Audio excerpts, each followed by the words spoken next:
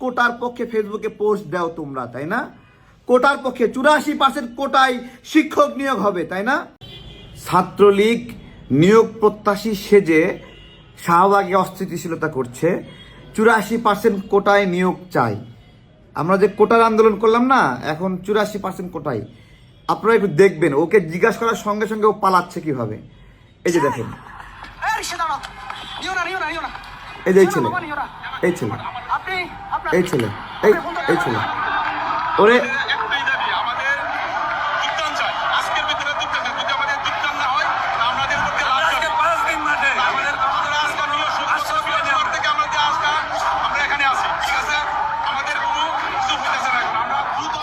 আমরা প্রশাসনের ভাইদেরকে বলি, ও সুপারিশপ্রাপ্ত না, দেখবেন আপনারা, ওরে দ্রুত গ্রেপ্তার করেন। এবং কয়েকশো ছাত্রলীগ নেতা এই আন্দোলনের মধ্যে ঢুকছে, ঢুইকা পুলিশের সাথে ধস্তাধস্তি করতেছে, ছাত্রলীগ নেত্রীদের মুখে মাস্ক পরে নামাই দিছে। আবার দেখলাম অনেক রাজনৈতিক কর্মী এদের দালালি করে আবার পোস্ট করছে। আমি একটু দেখাই, জাস্ট দেখেন আপনারা। এই যে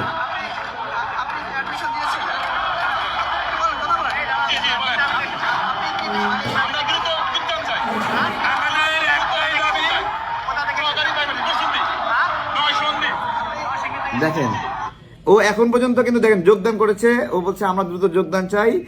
ও নরসিংদী থেকে আসছে, ঠিক আছে? এরপরে আপনারা দেখেন,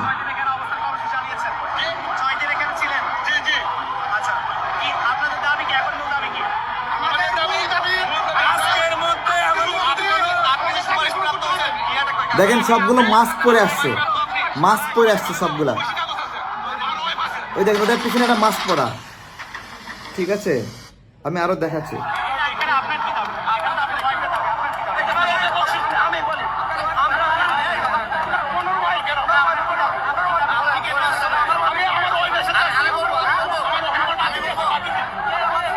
প্রথমে ওয়াইফ বললো, পরে বলতেছে ভাতিজি। দৌড় দৌড়।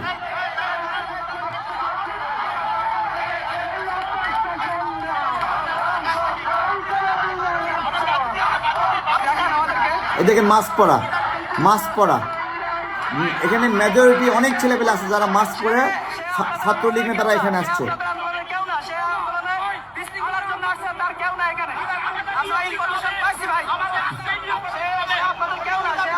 এই যে মাস্ক পরা, এই যে মাস্ক পরা, এই যে মাস্ক পরা একটা, এই যে মাস্ক পরা।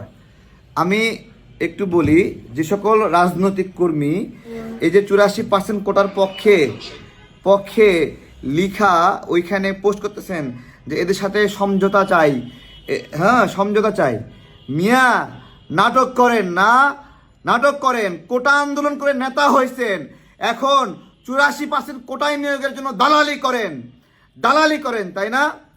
দালালি করেন। এই নেপাগিরি মানানোর জন্য এই কোটা আন্দোলন করছিলেন, তাই না? তারপরে কোটা আন্দোলন শেষ করে বলেন আমাদের ক্যারিয়ার শেষ, আমার বাড়ি ভাড়া দাও, আমার ক্যারিয়ার শেষ, আমাকে তোমরা খাওয়াও। হ্যাঁ, তুমি নেতা হয়েছো, তোমাকে খাওয়ানো এখন দেশের দায়িত্ব। তুমি চাঁদাবাজি করবা, ধান্দাবাজি করবা, কোনো ব্যবসা বাণিজ্য করবা না, চাকরি করবা না, বলবা ক্যারিয়ার শেষ, আমি ব্যাংকার হইতাম, আমি শিক্ষক হইতাম, আমাকে এখন তোমরা খাওয়াও। এখন আইসা কোটার পক্ষে ফেসবুকে পোস্ট দাও তোমরা, তাই না? কোটার পক্ষে 84% কোটায় শিক্ষক নিয়োগ হবে, তাই না? হাইকোর্টে আমরা রিট করে থামাই দিছি যে আমরা আর একটা শিক্ষকও কোটায় নিয়োগ দিতে দেব না। যদি ভুয়া ডাক্তার দিয়ে আমরা চিকিৎসা করাতে না চাই, ভুয়া শিক্ষক দিয়ে, কোটায় নিয়োগ পাওয়া শিক্ষক দিয়ে আমরা কেন আমাদের সন্তানদেরকে পড়াবো? কেন পড়াবো? ছাত্রলীগ নেতারা এখানে ঢুকে বিশৃঙ্খলা করছে, ছাত্রলীগ নেত্রীরা এখানে মুখে মাস্ক পয়রা চিল্লায় এখানে মরে যাচ্ছে, ঠিক আছে? আর এখানে কোটার আন্দোলনকারী কয়েকটা আছে, এরা কোটার আন্দোলন করে নেতা হইয়া ভিক্ষাবৃত্তি কইরা বিকাশে টাকা নিয়ে চলে। আজকে বলে এদের সঙ্গে সমঝোতা করতে। হ্যাঁ, এদের সঙ্গে সমঝোতা করতে। তাহলে তুই কোটা আন্দোলন কেন করছিস ভাই? বল কেন করছিস? এরা একটা মুখে কুলুপ দিয়ে রাখছে। আমরা দীর্ঘদিন ধরে বলতেছি যেটা অন্যায় সেটা একবারের জন্য অন্যায়। হাইকোর্ট থেকে বলছে না, যে 93% মেধায় নিয়োগ দিবে, এই বলার পর থেকে সকল কোটার নিয়োগ অবৈধ এবং একবারের জন্য অবৈধ, অর্ধেকের জন্য অবৈধ।